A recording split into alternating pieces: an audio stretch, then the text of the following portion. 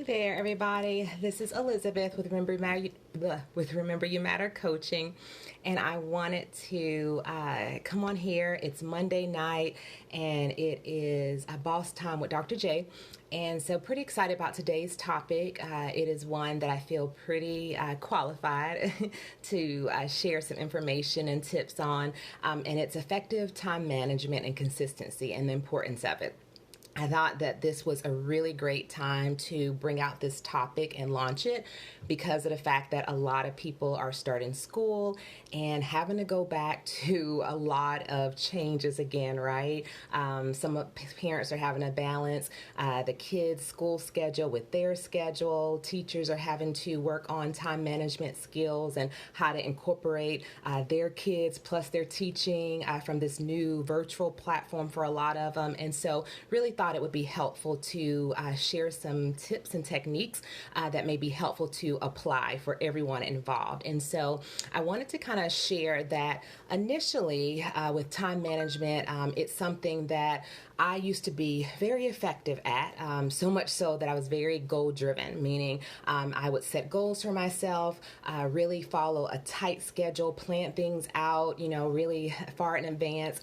And the problem with that though, y'all, is sometimes when we do that too much to a degree, then we cause ourselves to go into a period of having too much stress, too much anxiety because we're stuck to this schedule. It's very rigid. There isn't flexibility. It leads to stress and a lot of other things. So what I had to do is go through a period of actually like getting rid of my schedule and my calendar altogether.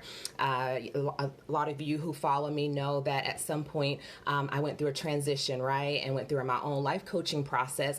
And with that, I really learned how to get rid of my calendar and not really use that. And for the past couple of years, I prided myself on if it was too much in my head for me to keep, then it was too much. And I needed to do that for myself because I was so driven by a schedule. But I do want to share the benefits of actually like having a schedule, how to really still plan things out, but allow flexibility to still be in your life to where you don't feel like you're hostage to how this outcome has to be, but you're able to be very strategic with your scheduling. Experience-wise, I am a part of a Rich Way personal enrichment coaching program, and I learned some really great tips about time management through that program, and then I actually taught that class for about 6 months every Monday night at actually this time from 8:30 to 9:30. I would kind of coach their members through time management, how to make their schedule effective. I no longer teach that class, but as my personal private coaching, that's something that I see with for a lot of clients is helping them to be more effective with their schedule and their time management. So pretty excited to kind of share some of these tips with you all. So the first thing I want to talk about in regards to time management and learning how to be effective is the difference of what really like became a game changer to me is within the Rich Way. What we kind of learned is instead of focusing on 24 hours in a time zone, really focusing on the fact that you have 168 hours in a week, right? And so just think about when we feel stressed about, man, I didn't, get everything done in that day, or I have so much to do. How do I fit it all here? We already start to feel anxiety, stress, all those feelings of like panic that starts to come. And some of us just decide, you know what, it's not worth putting the effort with creating this schedule because I'm not going to be successful at it. So we even talk ourselves out of the things that we need to do to be proactive and get started. So when we're able to really take a breath, and do some of our mindfulness, resetting ourselves, really starting with deciding what are the goals that we want to accomplish. And along with those goals, understanding how do our priorities like fit with in relation to those goals. And hopefully a lot of you, when you're thinking about your goals, you're not just focused on one thing. You're not just focused on your physical health, or you're not just focused on your professional health, but you're really looking at having balance in all areas. And so when I focus on balance, to me, that means having balance in our mental, our emotional, our physical, and our spiritual areas of well-being. But what I constantly hear when I first see my clients is, how do you do that? Like, how do you even start to like put it all on your schedule? So instead of thinking about 24 hours, I want you to think about 168 hours in your work week, because then you realize, wow, that's a lot of time, right? So you already can start planning. It already releases some of the stress, and you have a better way to kind of plan around. So when you're thinking about that, the next thing I want you to kind of do is think about the important priority areas in our lives. Now, I'm going to go through a few of them, and so I hope that you have something to either take notes or you can replay this, because it's going to be some really helpful information. So usually when I talk to clients or when I teach a class, the most common ones I hear on our priority list are I have work, I have family responsibility, and then there's like hopefully sleep, right? 3 things. Well, I want you to be able to expand those 3 to a possible like 6 to 9 range of things that would be amazing to have in your life and really show balance, okay? So I'm going to go over that list. So really when we think about our priorities, some really important ones to consider is spiritual. And that looks at, how do you connect to your spirit? How do you make time for either prayer or reading, whatever that looks like to you to build your spiritual well-being and your spirit? That's really important. So making sure that's one of the things on your priority list. Personal development, which is another really important one.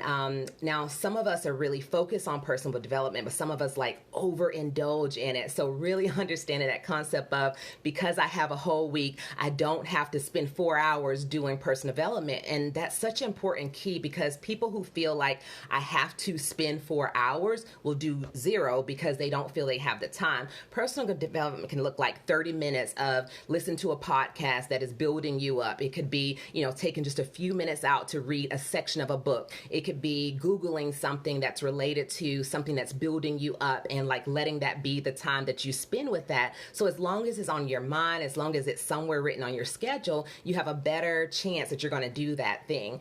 The other thing is career. Most of us, some of us spend the 8 hours a day. Some of us, it's more than that, but really deciding that we're going to kind of carve out how much time that's dedicated to our career and put that on our list. The other thing that I usually kind of recommend is to separate career versus wealth creation. And that's something that the Rich Way program really emphasizes. And a lot of people combine the two, but I want to share why it's important to actually split that up.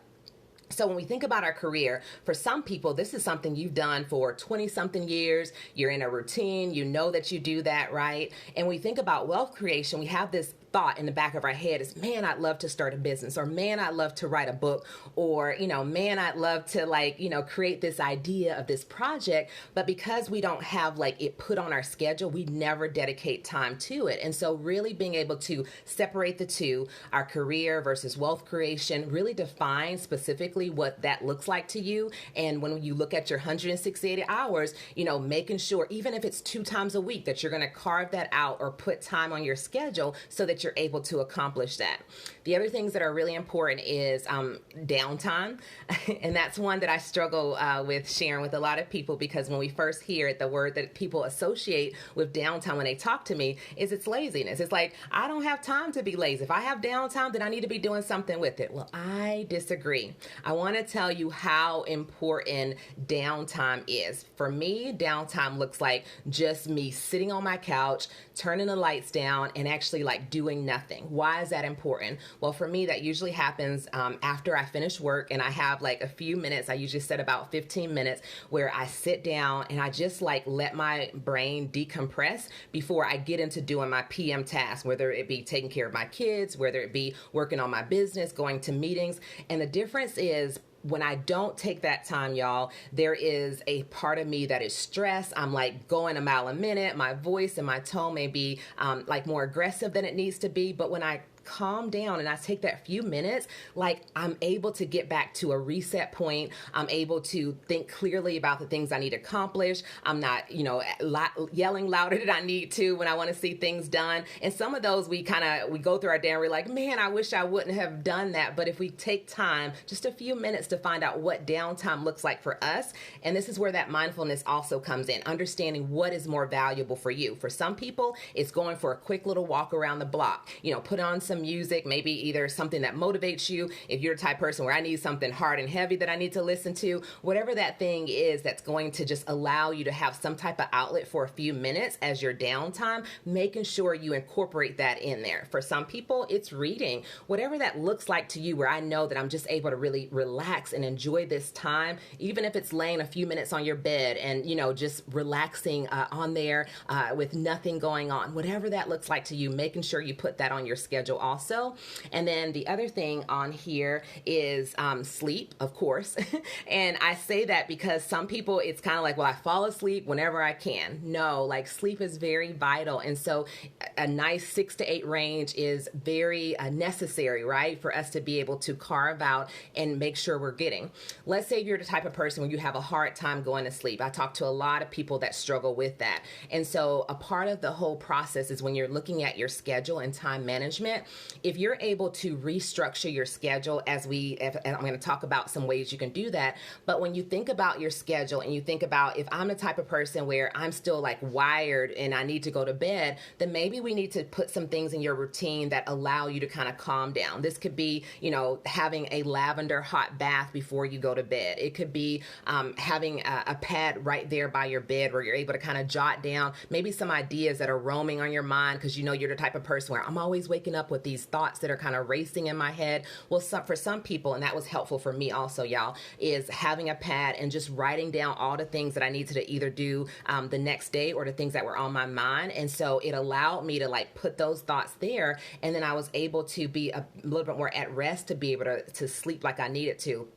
This is coming from someone who, when I was going through that period of being so kind of scheduled out, I would only have like 2 or 3 hours a night. And now I do effectively get like 6 to 8 hours. And it's not hard for me to go to sleep because I do, have a lot in my schedule. And I kind of know myself and know what do I need to do to, decompress myself.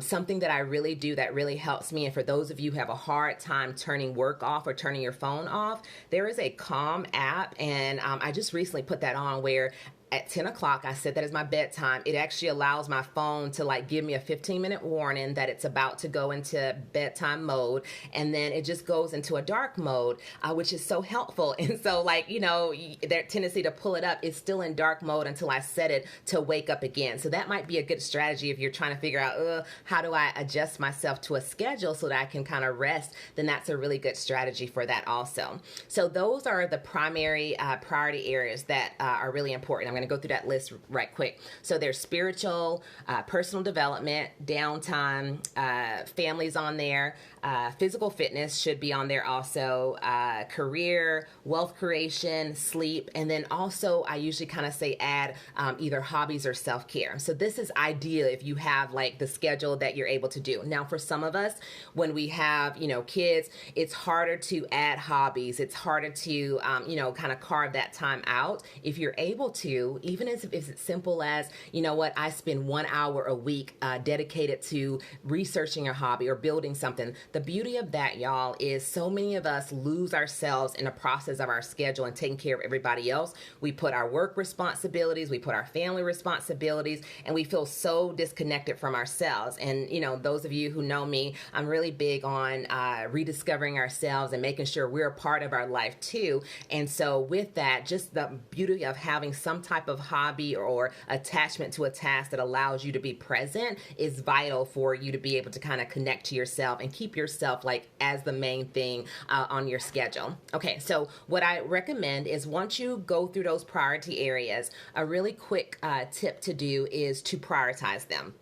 So for some people, what they do is they assume that like work is the first thing that I need to put on my schedule. And I want to challenge you, right? I want you to think of how you prioritize those priority areas that we talked about in a different way. I want you to really like take a breath and really like consider yourself. And this is probably the key thing that I coach whenever I talk to people about time management is find out what is the first thing that I need to make sure I have on my schedule or in my life to make sure that I am in a good place. And for some that varies. For some, they need to wake up, getting their physical activity in. For some people, they need to wake up, doing their spiritual time, right? For some people, they need to kind of wake up and just have some downtime initially where they just focus on them. So really knowing yourself and understanding, how do I need to start my day for me to be most effective? And you put those things on your schedule first. There is a temptation to always put the work or our family. And if we can kind of find a way to carve out what you're needing and put that first on your schedule, then you realize that you're able to be more effective and you don't have to fit later on you in your schedule. You've already kind of started to do that.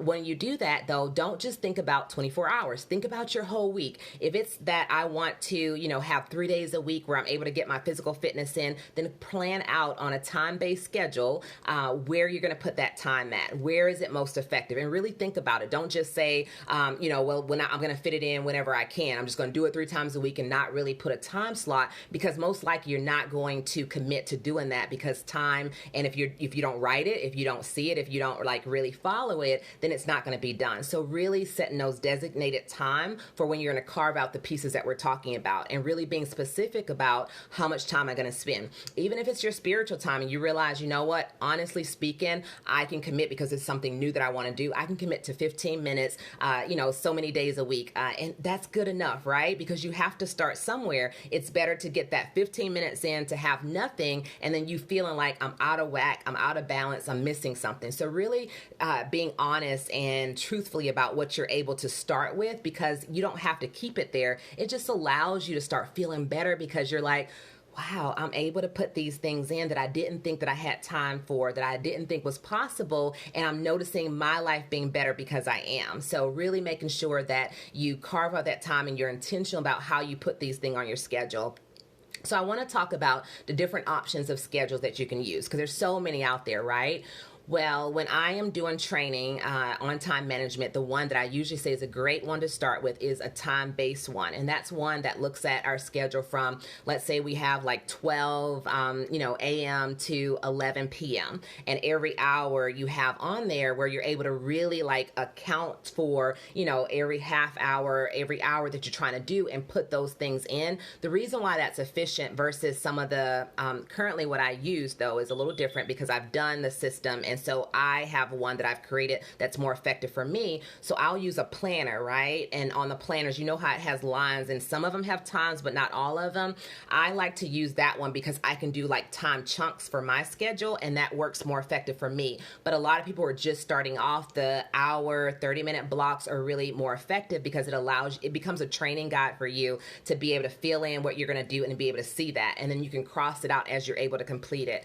And when you do that, it's really helpful to actually kind of do it for each day of the week, just as you're getting started. So what most people do who I work with, they will maybe pick one day, either that Saturday or Sunday, and they plan out their week, and they do that plotting for themselves. For some people, their life isn't like that. They can't really plan out a whole week. So what they might do is maybe plan out 2 days ahead, right? And then they know that they have some flexibility, so they can add the other 2. So that becomes more effective for them. So whatever works for you, find that system, and don't be caught up in, because my schedule always changes, I can't do it. You can make this work, and it's so much more effective because you're able to put balance into your day, into your routine.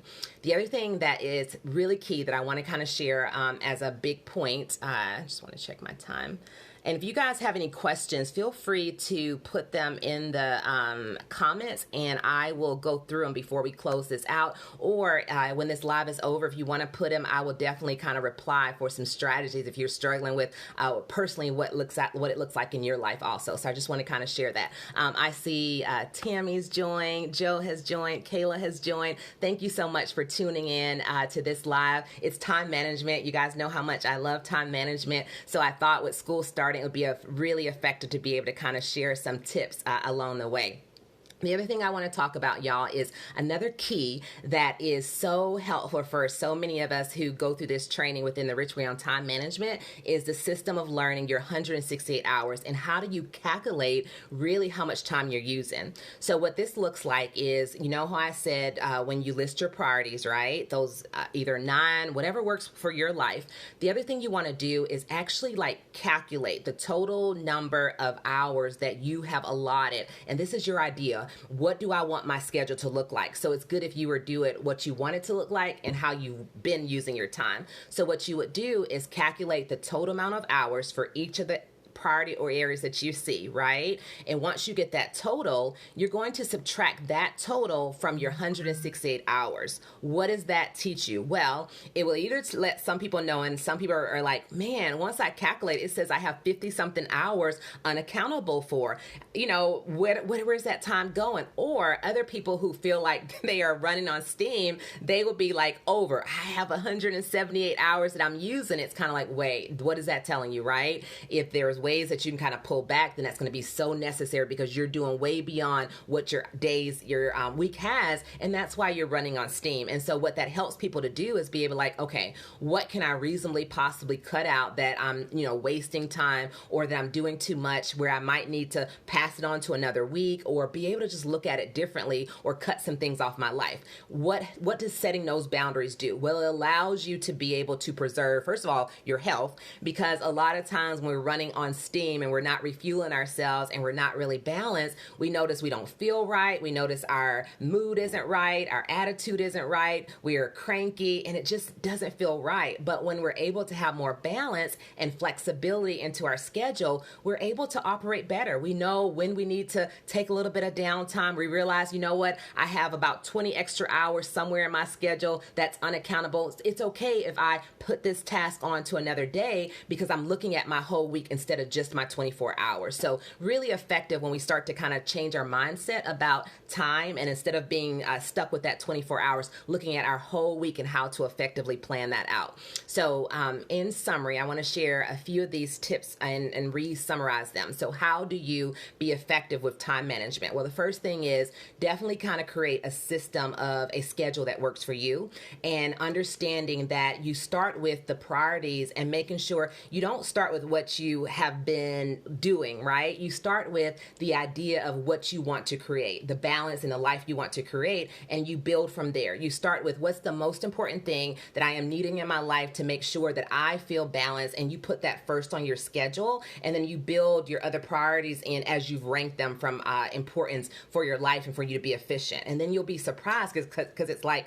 wow, that feels pretty good, right? I'm able to get things on I didn't think possible. All the excuses that I used to say in my head, when I'm able to see it and be strategic about it, I realize it's better than what I thought it could be. And so that's a really good tip. And if you can learn that and continue, it becomes effective. The other thing that I want to share that is very helpful to help you stick to this is two things. The first thing is from your schedule, creating a task or to-do list, which is very effective. What I usually do is when I create my schedule, I'll use one of the stickies that is more of line based, because mine is more than a sticky type that has lines, but it's also, it can stick on things. And I'll put my to-do tasks I want to make sure that I take care of and not forget. And then I will put that either on my computer. If I have a book that I'm kind of carrying, I'll put on the outside of that so that I'm always able to see it. And I'm always in the mindset of what I need to accomplish. And that helps me to be very productive throughout my day because it keeps on the mindset of what I need to do.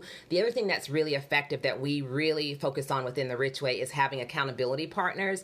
And so not only are you holding yourself accountable, but you find maybe one or two people that you can send your list to. We'll send our list out at the beginning of the day. And then at the end of the day, we'll kind of do a check-in and say check or minus whether we were able to accomplish this or not. And if we didn't accomplish it, then what are we going to do? Is this something that we're going to put on to the next day, a few days from now? When are we going to accomplish that task? And there's just something about that system that allows you to not just forget about the things, but it holds you accountable to be consistent to that schedule, because that's the other thing I wanted to talk about, the importance of consistency, right? A lot of people can start really good and really strong on their time management, their schedule, but it'll kind of petered out, as time progressed. So that's why it's important to have those accountability partners or, whatever check and balances that you have to make sure that you are holding yourself accountable to being committed to that schedule. But the other thing to understand is being flexible, right? There are certain times, because you're now looking at your 168 hours, that you can't commit every week to everything you're trying. So if you're able to set those boundaries, you're able to balance things out, you're able to be flexible to where, know what? I just know myself enough to know today I just need to rest. And even though it's not on my schedule, I'm going to take that. Can I tell you the benefits of what that does to you? Like if you're able to have that day of rest, when I do that, y'all, when I wake up the next morning, I am good. I am good to go. And actually the task that I missed, the day before, I'm able to accomplish it in this next day because I just have more energy because I gave myself what I need. So really taking time out to, if you need to go for a run, if you need to just have a break, if you need to have fun and just go spend time, goofing off with your kids or your spouse, allow yourself to have that flexibility of having that time available because it will refresh you. It will bring creative ideas so you're able to get more done in the process. So that is some key tips. This is probably going to be, if anyone wants me to do more on that, because this is usually an hour class that I teach and I wanted to try to fit it in this 20-minute segment, please let me know. Put a comment on there. It's definitely something I love sharing tips on. I can kind of reach out to you if so. So let's see if I can see some questions. I see Tammy has wrote, I have set my boundaries for work and schedule for me time and workouts. Yay! We work together, so that was big for us to make sure we put that in, especially with school starting up. So very proud of you.